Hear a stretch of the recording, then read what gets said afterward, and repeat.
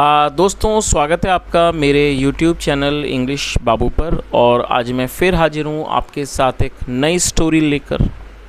और दोस्तों, आज जो स्टोरी मैं आपके लिए लेकर आया हूँ ये एक शॉर्ट मॉरल स्टोरी है। बहुत ही अच्छी कहानी है। और दोस्तों, कहानी के अलावा यदि मैं इस स्टोरी के बारे में बात करूँ तो इस स्टोरी के अंदर बहुत ही ज़्यादा बेसिक लेवल की ग्रामर का इस्तेमाल किया गया है। छोटे छोटे स्ट्रक्चर्स हैं और जिन लोगों ने अभी अभी इंग्लिश सीखना शुरू किया है तो ये जो वीडियो है बहुत ही ज़्यादा काम का होने वाला है उन लोगों के लिए, खासकर जिन लोगों को छोटे छोटे वाक्य बनाने में भी प्रॉब्लम होती है। तो ये वीडियो उन लोगों के लिए बहुत ही ज़्यादा काम का होने वाला है। और उसके अलावा दोस्तों, आज के इस वीडियो में आपको कई सारे नए इंग्लिश के वर्ड मीनिंग सीखने को मिलेंगे, उनकी करेक्ट प्रोनाउंसिएशन के बारे में पता चलेगा। और हमेशा की तरह जो इसका ग्रामर का पार्ट है उसे बिल्कुल डिटेल में कवर करेंगे, तो एक एक स्ट्रक्चर को आप बड़ी आसानी से सीख पाएंगे। तो चलिए दोस्तों, आज की इस कहानी को हम शुरू करते हैं और सबसे पहले कहानी का टाइटल देखते हैं।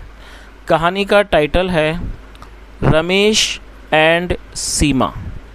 तो दोस्तों, ये आज की इस कहानी का टाइटल है, शीर्षक है। और अब मैं इसे पढ़ना शुरू करता हूँ। आपसे रिक्वेस्ट है आप कहानी को बिल्कुल ध्यान से सुनें। और यदि आज की स्टोरी में आपको कोई नया वर्ड या फिर नया स्ट्रक्चर मिले तो आप उसे नोट करें। और यदि वीडियो पसंद आए तो लाइक ज़रूर करें। तो चलिए इसको शुरू करते हैं। Ramesh was a gambler. क्या मतलब हुआ दोस्तों? ये जो वाक्य है ये एक सिंपल पास्ट का वाक्य है। सिंपल पास्ट का मतलब होता है जब हम पास्ट में कोई ऐसा वाक्य बनाते हैं जहाँ पर वॉज या वर्ब का इस्तेमाल हेल्पिंग वर्ब के रूप में किया जाता है और साथ में कोई भी नाउन या फिर एडजेक्टिव को लेकर वाक्य बनाते हैं। और इस तरह के वाक्यों में कभी भी वर्ब का प्रयोग नहीं किया जाता है, तो इन्हें नो एक्शन सेंटेंस भी कहा जाता है। गैम्बलर का मतलब होता है जुआरी, जो कि एक नाउन है। Ramesh was a gambler. क्या अर्थ हुआ कि रमेश एक जुआरी था। His wife Seema was fed up of her husband's gambling habit. क्या मतलब हुआ दोस्तों? यहाँ हस्बैंड के बाद एपिस्ट्रॉफी एस है, जिसका मतलब होता है का, की, के। जब हम किसी नाम या व्यक्ति के साथ कुछ जोड़ना चाहते हैं तो एपिस्ट्रॉफी एस का यूज़ किया जाता है। हस्बैंड्स गैम्बलिंग हैबिट का मतलब हुआ पति की जुए की आदत। तो इस लाइन का क्या अर्थ हुआ? हिज वाइफ मतलब कि उसकी पत्नी Seema was fed up. Fed up का मतलब होता है किसी चीज़ से परेशान हो जाना। जो उसकी पत्नी सीमा थी वो परेशान हो चुकी थी of her husband's gambling habit, मतलब अपने पति के जुए की लत से उसकी पत्नी परेशान हो चुकी थी। आगे देखिए। One day Ramesh lost a lot of money in gambling game to Ramu. क्या मतलब हुआ दोस्तों? ये जो वाक्य है ये पास्ट इंडेफिनिट का ही अफर्मेटिव वाक्य है। और जब हम पास्ट इंडेफिनिट में कोई भी अफर्मेटिव का वाक्य बनाते हैं तो वहाँ वर्ब की सेकंड फॉर्म का यूज़ किया जाता है। लूज़ का मतलब होता है खोना या फिर गंवाना, और सेकंड फॉर्म है लॉस्ट। तो क्या अर्थ हुआ? वन डे एक दिन, Ramesh lost a lot of money in gambling game to Ramu, मतलब एक दिन रमेश ने बहुत सारे पैसे जुए में गंवा दिए रामू को। सो इसलिए Ramu demanded for the money. दोस्तों, डिमांड का मतलब होता है मांग करना, कोई चीज़ मांगना। और ये पास्ट का ही पास्ट इंडेफिनिट का अफर्मेटिव वाक्य है, तो सेकंड फॉर्म का यूज़ किया गया है। सो इसलिए Ramu demanded for the money, इसलिए रामू ने पैसों की मांग की। But Ramesh had no money to give to him. दोस्तों, ये जो वाक्य है ये पास्ट का पजेसिव वाक्य है। पास्ट पजेसिव का मतलब होता है जब हम पास्ट में ये दर्शाते हैं कि किसी व्यक्ति के पास कुछ था या फिर नहीं था। इस तरह के वाक्यों में पास्ट में हैड का प्रयोग हेल्पिंग वर्ब के रूप में किया जाता है। और ये नेगेटिव है तो यहाँ पर नो भी लगाया गया। तो क्या अर्थ हुआ? बट लेकिन Ramesh had no money to give to him, मतलब रमेश के पास कोई भी पैसा नहीं था उसे देने के लिए। रामू थ्रेटन। दोस्तों, थ्रेटन का मतलब होता है किसी को धमकी देना, धमकाना, और सेकंड फॉर्म में थ्रेटेंड। तो क्या अर्थ हुआ? रामू थ्रेटेंड मतलब कि रामू ने धमकी दी। I will come to your house. दोस्तों, यहाँ एपिस्ट्रॉफी के बाद डबल एल है, जिसका मतलब होता है विल। और ये जो वाक्य है ये फ्यूचर इंडेफिनिट का अफर्मेटिव वाक्य है। जो भी ऐसा वाक्य होगा जिसकी वाक्य के टेल पर गा गेगी आएगा वो फ्यूचर इंडेफिनिट का वाक्य कहलाता है, जहाँ पर विल का प्रयोग हेल्पिंग वर्ब के रूप में किया जाता है, साथ में वर्ब की फर्स्ट फॉर्म लगाई जाती है। तो क्या उसने कहा? I will come to your house, मैं तुम्हारे घर आऊँगा। Whichever thing I will touch first will become mine.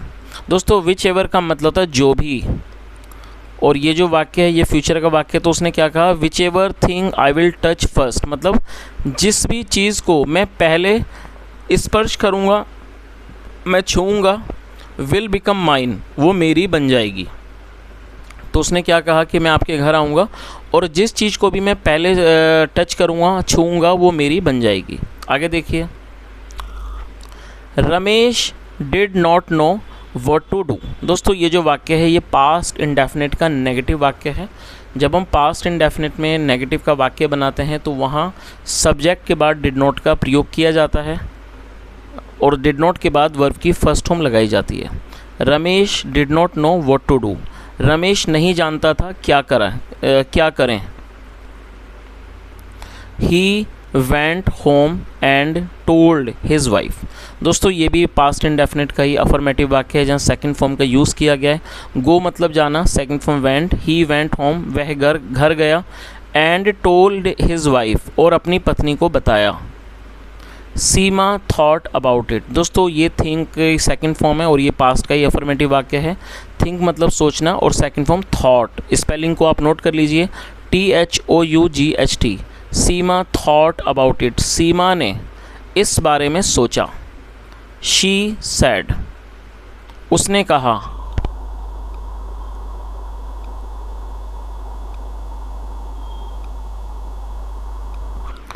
I will help you only if you promise to stop gambling for ever.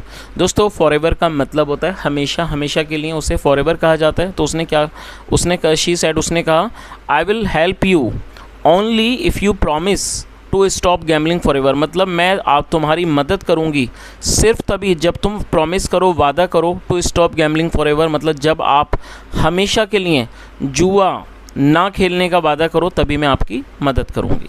चलिए आगे देखिए, रमेश अग्रीड टू इट। दोस्तों agree का मतलब होता है किसी बात से सहमत होना, सेकंड फॉर्म में agreed. Ramesh agreed to it, Ramesh इस बात से सहमत हो गया।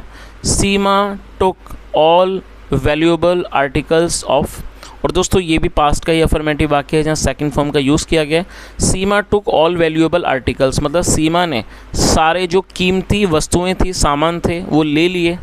ऑफ द हाउस मतलब घर के, एंड कैप्ट दैम, और उनको रख दिया, ऑन द रूफ छत पर, रूफ मतलब छत। तो इस पूरी लाइन का क्या अर्थ हुआ कि सीमा ने घर के सारे जो कीमती मतलब वैल्यूएबल मतलब जो काम किया, कह सकते हैं मूल्यवान जो वस्तुएं थी उन्हें ले लिया और उन्हें छत पर रख दिया।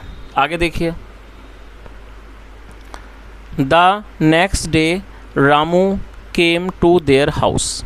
दोस्तों देर का मतलब होता है उनका, उनकी, जो वस्तु या कोई भी जो चीज़ एक से अधिक लोगों से संबंधित होती है उसके लिए देर का प्रयोग किया जाता है। आप इसे स्पेलिंग को नोट कर लीजिए, THIR, देयर हाउस, उनके घर। तो इस पूरी लाइन का क्या अर्थ निकला, द नेक्स्ट डे अगले दिन, Ramu came to their house में रामू उनके घर आया। He saw all the valuable things kept on the roof. क्या अर्थ हुआ, ही सॉ। दोस्तों ये भी पास्ट इंडेफिनिट का ही अफर्मेटिव वाक्य है जहाँ सेकंड फॉर्म का यूज़ किया गया है। SEE का मतलब होता है देखना, second form saw. He saw उसने देखा, ऑल द वैल्यूएबल थिंग्स मतलब सारी, वैल्यूएबल मतलब जो कीमती जो मूल्यवान वस्तुएं थीं, कैप्ट रखी थी, ऑन द रूफ। तो इस पूरी लाइन का क्या अर्थ हुआ कि ही saw all the valuable things kept on the roof, उसने देखा सारी जो मूल्यवान चीज़ें थीं वो छत पर रखी थीं। He started to climb the ladder. क्या अर्थ हुआ, दोस्तों ये जो वाक्य है इसमें स्टार्टेड का यूज़ किया गया है। आप इसके स्ट्रक्चर को समझ लीजिए। जब हम कोई पास्ट में ऐसा वाक्य बनाएंगे जहाँ पर लगा लगी जैसे शब्द के बाद कोई क्रिया आएगी, जैसे मान लीजिए वाक्य बनाते हैं, वह भागने लगा, वह खेलने लगा, मैं उससे मिलने लगा, वह मेहनत करने लगा। जब हम कोई भी ऐसा वाक्य बनाएंगे तब इस स्ट्रक्चर का प्रयोग किया जाता है जहाँ पर सब्जेक्ट के बाद स्टार्टेड लगाया जाता है और साथ में टू के बाद वर्ब की फर्स्ट फॉर्म लगाई जाती है। आप इसे दो तरह से बना सकते हैं। आप स्टार्टेड के बाद या तो वर्ब की फोर्थ फॉर्म का प्रयोग कर सकते हैं और चाहे तो आप स्टार्टेड के बाद टू के साथ फर्स्ट फॉर्म लगा सकते हैं। तो ये दोनों तरीके ही से आप वाक्यों को बना सकते हैं। आप इसको ऐसे भी बना सकते हैं, he started climbing the ladder या फिर जैसा यहाँ पर दिया गया, तो दोनों ही तरीके बनाने में आप इस्तेमाल कर सकते हैं। और दोस्तों क्लाइंब का मतलब होता है चढ़ना और लैडर का मतलब होता है सीढ़ी। आमतौर पर जो सीढ़ी घरों में यूज़ की जाती है लकड़ी की, लोहे की, उन्हें लैडर कहा जाता है। तो क्या अर्थ हुआ, he started to climb the ladder, मतलब वह सीढ़ी पर या कहते हैं वह सीढ़ी चढ़ने लगा। As he touched the ladder to climb up, Seema said stop. क्या अर्थ हुआ, as he touch the ladder, जैसे ही उसने लैडर को मतलब सीढ़ी को छुआ, टू क्लाइंब अप ऊपर चढ़ने के लिए, सीमा सैड सीमा ने कहा, स्टॉप रुक जाओ, एज पर योर वर्ड्स, उसने आगे क्या कहा कि रुको, एज पर योर वर्ड्स मतलब तुम्हारे शब्दों के अनुसार, the ladder is yours for ever. तो उसने क्या कहा कि the ladder is yours for ever, जो लैडर है मतलब जो सीढ़ी है वो हमेशा के लिए आपकी है। तो इस पूरी लाइन का क्या अर्थ निकला कि जैसे ही उसने सीढ़ी को छुआ, टू क्लाइंब अप ऊपर चढ़ने के लिए, सीमा सेड सीमा ने कहा स्टॉप रुक जाओ, एज पर योर वर्ड्स तुम्हारे शब्दों के अनुसार, the ladder is yours for ever, जो सीढ़ी है वो हमेशा के लिए आपकी है। बिकॉज क्योंकि यू टच्ड इट फर्स्ट, क्योंकि आपने इसको पहले छुआ, टच मतलब छूना, सेकंड टच, तो उसने क्या कहा क्योंकि आपने इसको पहले छुआ। नाउ अब you may take the ladder, अब आप सीढ़ी को ले जा सकते हो। दोस्तों यहाँ पर देखिए मे का प्रयोग किया गया है। मे का प्रयोग वाक्यों के अंदर जब किया जाता है जब हम किसी प्रकार का कोई आदेश देते हैं किसी को कुछ करने का, तो वहाँ पर मे का प्रयोग हेल्पिंग वर्ब के रूप में किया जाता है। तो उसने आगे क्या कहा, now you may take the ladder, इसका मे का प्रयोग किसी को भी आज्ञा देने के लिए किया जाता है। उसने क्या कहा कि now you may take the ladder, अब आप सीढ़ी को ले जा सकते हो। Ramu went away sadly and Seema saved her valuable and her husband from gambling. क्या अर्थ हुआ, रामू वेंट अवे सैडली। दोस्तों सैडली एडवर्ब है जिसका मतलब होता है उदास होते हुए या उदास होकर, और एडवर्ब का मतलब होता है ऐसा कोई भी शब्द जो किसी वर्ब की विशेषता का वर्णन करता है उसको एडवर्ब कहा जाता है। रामू वेंट अवे सैडली मतलब रामू उदास होकर चला गया, and Seema saved her valuables, और सीमा ने अपनी जो कीमती चीज़ें थी, वैल्यूएबल मतलब मूल्यवान चीज़ें थी, उन्हें बचा लिया, and her husband from gambling, और अपने पति को जुए से बचा लिया। चलिए दोस्तों अब इस कहानी का जो मॉरल है वो भी एक बार देख लीजिए। क्या मॉरल है इसका, do not develop bad habits. दोस्तों डेवलप का मतलब होता है विकसित करना, और ये जो वाक्य है ये एक इम्पेरेटिव वाक्य है।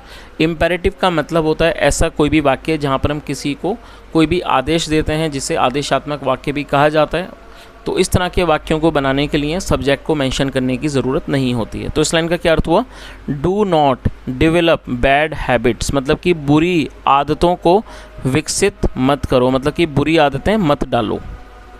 तो दोस्तों ये आज की एक छोटी सी कहानी थी, और मैंने पूरी कोशिश की आपको हर एक वर्ड की मीनिंग समझाने की, साथ में स्ट्रक्चर्स को बताने की। यदि आपको आज कहानी अच्छी लगी हो, मेरा पढ़ाने का प्रयास भी अच्छा लगा हो, तो आपसे रिक्वेस्ट है आप इस वीडियो को लाइक करें, शेयर करें, चैनल को सब्सक्राइब करें, और कुछ सुझाव हो तो कमेंट में बताएं। सुनने के लिए thank you so much. Have a nice day and bye.